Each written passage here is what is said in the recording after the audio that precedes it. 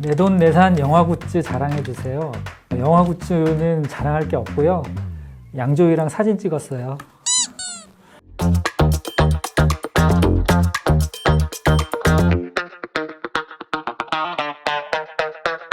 저는 부산국제영화제 수석 프로그래머 남동철이라고 합니다.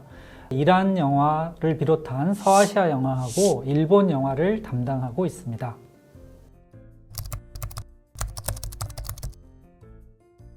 지난해에 개막작과 폐막작을 모두 제 권역에서 선정을 해서 개막작 바람의 향기, 그리고 폐막작인 한남자 같은 경우도 최근에 개봉을 했었고, 이란 영화인 그 바람의 향기도 지석상을 받으면서 작년에 중요한 성과 중에 하나라고 생각을 합니다.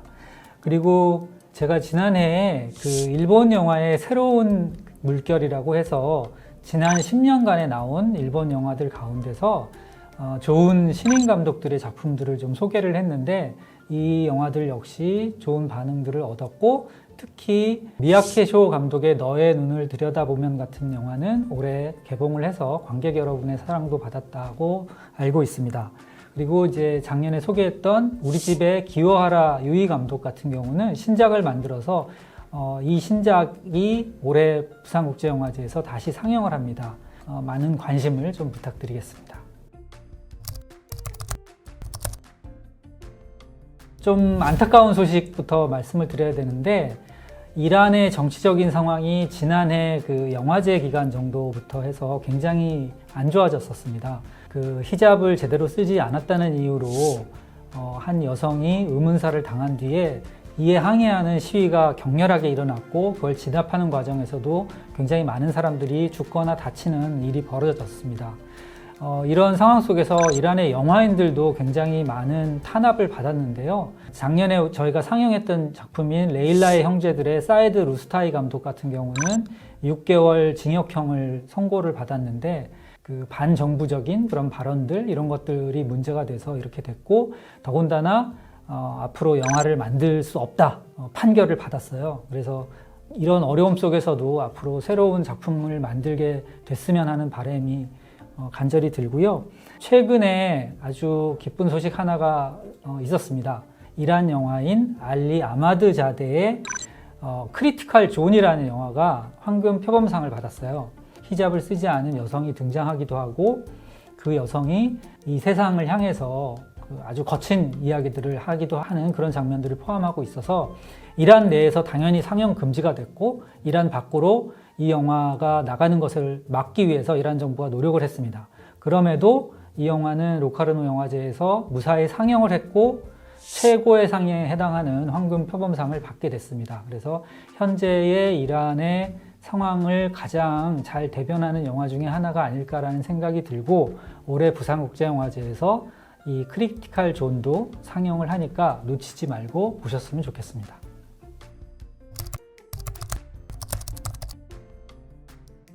일본 중견 감독들의 신작을 한꺼번에 모아서 볼 수 있다는 게 올해 일본 권역의 좀 특징일 거라고 생각을 합니다. 일본 영화가 최근 들어서 다시 좀 살아나는 분위기가 있습니다. 대표적인 영화는 올해 이제 고레에다 히로카즈 감독의 괴물과 하마구치 유스케의 악은 존재하지 않는다, 이 두 편이 될 테지만, 이 외에도 중견 감독들의 신작들이 대거 초청이 됐어요. 이와이 순지 감독의 키리에의 노래라는 작품도 있고, 그리고 이제 이시유야 감독의 달이라는 영화도 있고요. 오기가미 나오코 감독님의 영화도 계속 선보이고 있는데, 올해도 신작이 있어요. 파문이라는 영화가 있어서 이 영화도 부산에서 보실 수 있고, 유키사다 이사오 감독 역시도 신작을 만들었습니다. 리볼버 릴리라는 신작을 만들었고, 이 영화도 관심을 끄는 영화일 것이고요. 야마시타 로브히로 감독 1초 앞 1초 뒤라는 영화를 만들었고요. 그리고 스기타 교시 감독은 이제 그 영화제들 통해서 여러 가지로 많이 알려져서 이분이 만든 신작이 베니스 데이즈를 통해서 또 올해 선보였는데, 소리를 따라가다라는 영화도 보실 수 있습니다. 두 편의 영화를 소개하지 않을 수가 없네요. 고레에다 히로카즈 감독의 영화 괴물은 올해 칸 영화제에서 각본상을 받았는데요.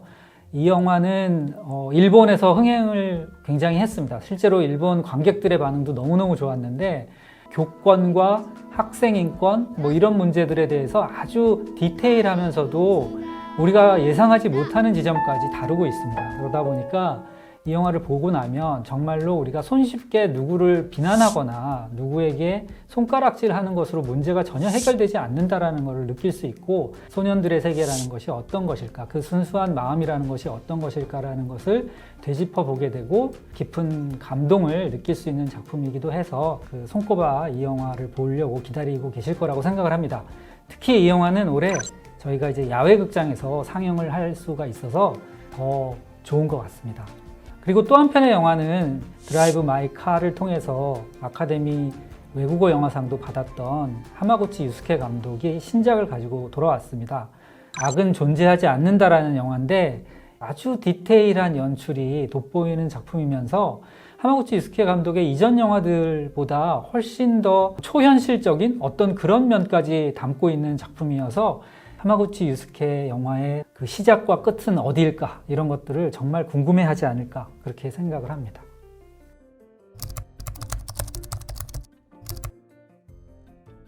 이시 유야 감독의 달이라는 작품이 있는데요. 이 영화에는 미야자와 리에가 주연을 맡았고요. 그리고 오다기리 조가 출연을 합니다. 이 달이라는 영화는 그 영화의 소재로 자주 등장하기 어려운 굉장히 민감한 부분들을 다루고 있습니다.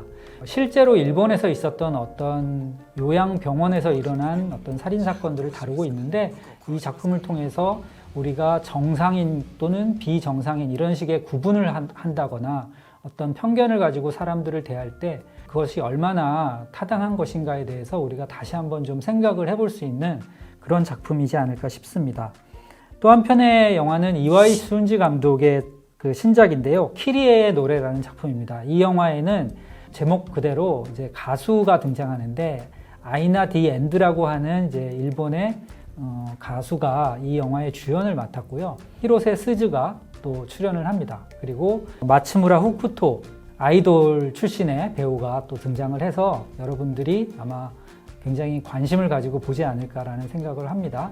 이와이 순지 감독의 영화들은 정말 러브레터부터 해서 모든 영화들이 참 예쁘고 아름답고 또 순수한 세계, 이런 것들을 잘 다루고 있는데, 이번 영화에서도 마음의 상처를 갖고 있는 그런 이제 소녀들의 이야기들을 다루고 있고, 노래를 통해서 그 슬픔을 이겨내는 그런 이야기들을 다루고 있어서 많은 분들이 좋아하실 거라고 생각을 합니다. 도다 아키히로 감독의 신작인데요. 이 영화는 이치코라는 작품이고요. 이 영화의 주연은 스기사키 하나라는 배우가 맡았습니다. 스기사키 하나는 행복 목욕탕이나 무한의 주인 같은 영화들을 통해서 한국 관객들도 많이 아는 배우라고 생각을 하고요. 이치코라는 그 어떤 여자의 이야기를 다루고 있는데, 어느 날 갑자기 사라지고 그 사라진 여자를 찾아서 남자친구가 왜 사라졌을까 이렇게 찾아보니까 실제로는 이치코라는 사람은 존재한 적도 없다, 이런 것을 발견하게 됩니다. 그리고 그런 미스테리를 풀어가면서 이치코라는 여자가 숨어 살아야만 했던 어떤 사연을 다루고 있는데요. 보는 사람들이 모두 다 이제 공감을 할 만한, 그리고 보는 사람들이 눈물을 함께 짓지 않을 수 없는 그런 장면들이 인상적인 그런 작품입니다.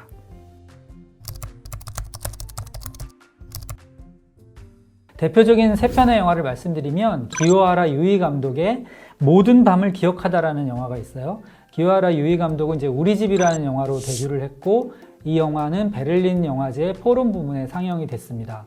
어떤 이제 중년 여성의 이야기를 따라가고 있지만 이야기는 한 세 가지 토막으로 나눠져서 세 명의 여자가 주인공이 되는 작품이고요. 이 여성들의 사연들을 조금씩 보여줍니다.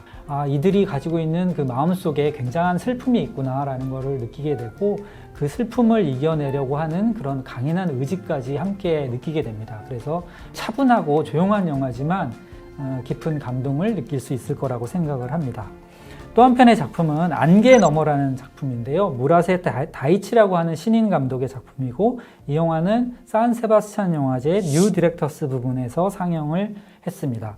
일본의 어느 시골 마을, 아주 쇠락한 마을의 이야기고, 이곳에서 여관을 운영하는 사람들의 이야기입니다. 쇠락한 마을이지만 운영을 해보려고 하는 어머니와 딸이 있고, 시아버지가 있습니다. 그런데 아들은 이 여관도 팔고 이제 떠나가고 싶어 하지만 시아버지와 며느리가 이 여관을 계속 지키려고 하는데 어느 날 갑자기 이제 시아버지가 사라지는 그런 사건이 벌어져서 그 속에서 어떤 시간의 흐름 같은 것들을 잘 보여주는 작품이어서 영화를 보고 나면 되게 잔잔하지만 우리의 마음을 사로잡을 수 있는 그런 작품이라고 생각을 합니다.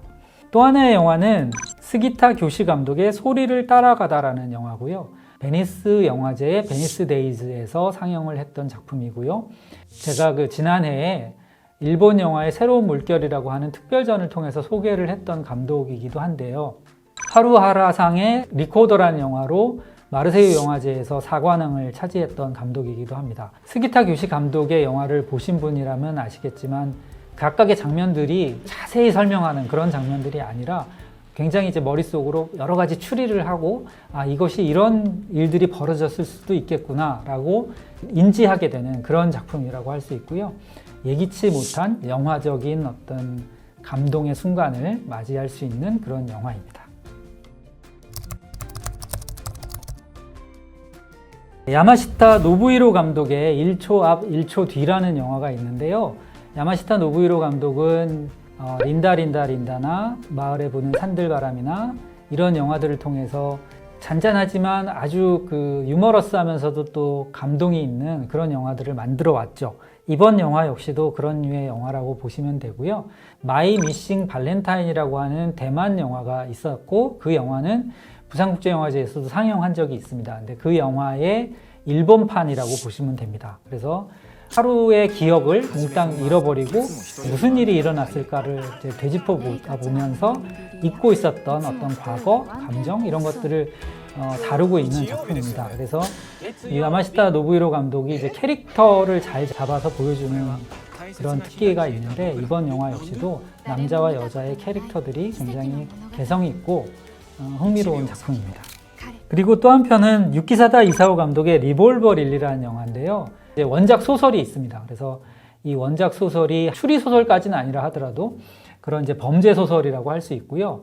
2차 세계대전의 어떤 전초에 해당하는 그런 시절의 일본을 다루고 있습니다. 우리가 많이 알고 있는 아야세 하루카가 이 영화에서 주연을 맡았고 킬러로 등장을 합니다. 그래서 굉장히 많은 일본 군인들과 대적을 해서 싸우는데 참 보기 드문 영화인 것 같아요. 여성 액션 영웅을 등장을 시키고 1920년대 일본에서 일본 군대와 맞서 싸운다라는 설정 자체가 굉장히 생소하고 신선한 이야기라고 할 수 있습니다. 모리 타치야 감독의 그 1923년 9월이라는 영화가 있습니다. 이 영화는 관동 대지진이 있었던 시기입니다. 그리고 그 관동 대지진이 일어났을 때 어떤 일이 있었는가?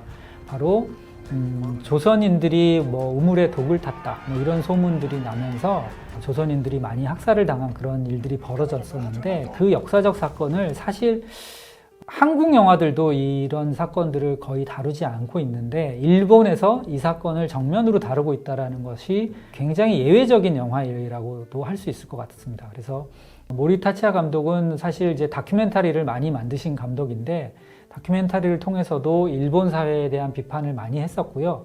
이번 영화 1923년 9월에서도 일본 사회 이런 부분에 대해서 아주 정면으로 비판하고 반성해야 될 역사에 대해서 생각을 해보자 라고 하는 그런 작품입니다. 올해 그 뉴커런치에 선정한 작품 중에 야마모토 아키라 감독의 열병을 앓고 난 뒤라는 영화가 있습니다. 6년 전에 사랑하던 남자친구를 거의 이제 죽일 뻔한 그런 어떤 여자의 이야기를 다루고 있는데요. 세월이 흘러서 이제 새로운 남자를 만나서 결혼 생활을 하고 있는 상태입니다. 그런 상태에서 과거 자기가 죽일 뻔했던 남자의 부인을 또 만나게 돼요. 그러다 보면서 그 사랑을 또 잊지 못하고 여러 가지 사건들이 벌어지는 그런 설정을 담고 있습니다.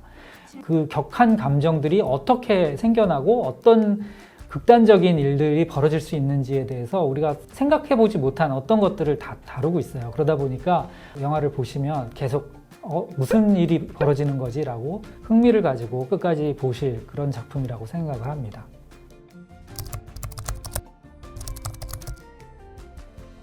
아마드 알 라시드의 인샬라 어 보이라는 영화가 이번에 선보이게 되는데요. 이 영화는 칸 비평가 주간에서 상영했던 작품입니다. 요르단 영화로는 처음으로 칸 영화제에 간 영화라서 그래서 이제 화제가 많이 됐는데, 주인공은 남편이 죽고 어린 딸을 혼자 키워야 되는 어떤 여자의 이야기고요. 요르단의 법률에 따르면 아들을 갖고 있지 않을 경우에는 집이나 재산에 대한 상속을 남편의 것으로 했을 때 남편의 친척들이 갖게 되는데, 그러다 보니까 집과 딸을 모두 뺏길 위기에 처합니다. 이거를 헤쳐나가는 어떤 지혜로운 방법을 찾아내고 그 속에서 어떤 기적 같은 일이 벌어지는 그러한 이야기를 다루고 있어요. 그래서 요르단뿐만 아니라 사람들이 함께 공감할 만한 어떤 여성의 처지, 또 여성의 인권, 이런 부분들을 함께 다루고 있는 작품이어서 보셨으면 좋겠습니다.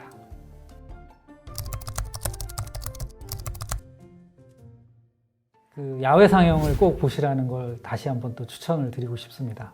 지금 이제 말씀드린 영화들 중에서 괴물이라는 영화하고 리볼버 릴리라는 작품이 영화의 전당 야외 극장에서 상영을 할 예정이에요. 그래서 4,000명 가까운 사람들이 한꺼번에 영화를 볼 수 있는 기회일 텐데, 그게 추억으로 남지 않을까라고 생각을 합니다.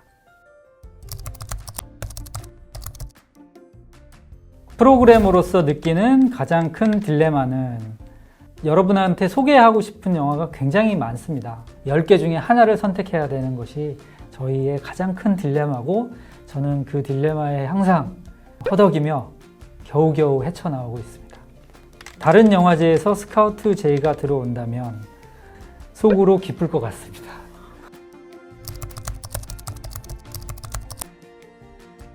올해도 부산에서 내 인생의 영화 꼭 발견을 하시길 바랍니다. 그런 영화들을 많이 준비했습니다.